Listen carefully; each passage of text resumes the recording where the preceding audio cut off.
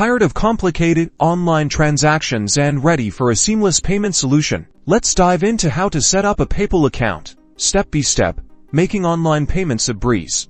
First, head over to the PayPal website or open the PayPal app on your phone. You'll find the Sign Up option right on the home page. Now, you need to choose between a personal or business account. A personal account is great for everyday online shopping and sending money to friends, while a business account offers tools for managing sales and accepting payments for your business. Select the one that fits your needs. Next, enter your email address and fill out the required personal information, like your name, address, and date of birth. Make sure all the information is accurate. This ensures a smooth verification process later on. Check your email inbox for a confirmation email from PayPal. Click on the link in the email to verify your email address. This step activates your account and confirms that you are who you say you are. To start using your PayPal account, you'll need to link a bank account or a credit debit card. This allows you to send and receive money securely. Follow the on-screen instructions to securely link your preferred payment method.